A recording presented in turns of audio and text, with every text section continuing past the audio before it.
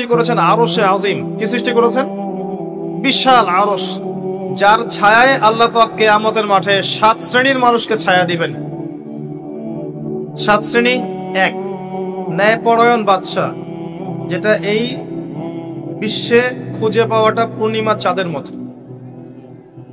2, সেই যুবক যে তার পুরো যৌবনকাল আল্লাহর পথে ব্যয় করেছে, এটা সুযোগ আপনার সামনে আছে, আপনি লুফে নিতে পারেন, এই সুযোগটা আপনার সামনে আছে। 3, ওই ব্যক্তি যার কলব বা অন্তর মসজিদের সাথে ঝুলন্ত থাকে, টিকটকের সাথে নয়, মসজিদের সাথে ঝুলন্ত থাকে। এখনকার যুব সমাজের অন্তর অনলাইনে ঝুলন্ত থাকে, দেখবেন।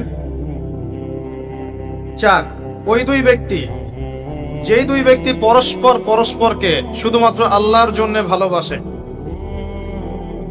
এখানে বয়ফ্রেন্ড গার্লফ্রেন্ড সম্পর্ক বোঝানো হয়নি, এই দুনিয়ার স্বার্থে জর্জরিত ভালোবাসার বাইরেও ডিভাইন একটা ভালোবাসা আছে, সেটা হচ্ছে আল্লাহর জন্য ভালোবাসা। আর যখন আপনি কাউকে আল্লাহর জন্য ভালোবাসবেন, তখন আপনি কষ্ট পাবেন না ইনশাআল্লাহ। যখন আপনি ভালোবাসার মানুষের কাছে কিছু প্রত্যাশা করবেন, তখন আপনি কষ্ট পাবেন পদে পদে। আল্লাহর জন্য ভালোবাসেন মানুষকে, আপনি কষ্ট পাবেন না ইনশাআল্লাহ। দুই ব্যক্তি যারা পরস্পরকে আল্লাহর জন্য ভালোবাসে, আরো সে ছায়া ছায়া পাবে। 5, ওই যুবক যাকে কোনো সুন্দরী নারী আহ্বান করেছে জেনার জন্য, কিন্তু সেই যুবক বলেছে আমি আল্লাহকে ভয় করি, যেটা এই জেনারেশনের মধ্যে খুঁজে পাওয়া দুষ্কর। বরং তারা উল্টা প্রত্যাশায় থাকে যে কখন কোনো মেয়ে আমাকে প্রপোজ করবে। তারা ইউসুফ নয় আলাইহিস সালাম।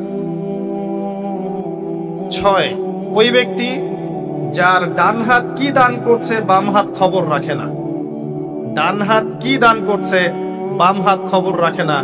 আমাদের মতো নয় যে অল্প কিছু দান করেই দানবীর টাইটেল লাগিয়ে মানুষের দুয়ারে দুয়ারে যাচ্ছি সাপোর্টের জন্য, এমন নয়। 7, ওই ব্যক্তি যে নীরবে নিভৃতে আল্লাহর কথা স্মরণ করে এবং আল্লাহর কথা স্মরণ করতে করতে তার চোখ দিয়ে অশ্রু প্রবাহিত হয়। এই 7 শ্রেণীর মানুষকে আল্লাহ রাব্বুল আলামিন তার ওই আরশের ছায়ায় কিয়ামতের মাঠে ছায়া দিবেন ইনশাআল্লাহ তাআলা।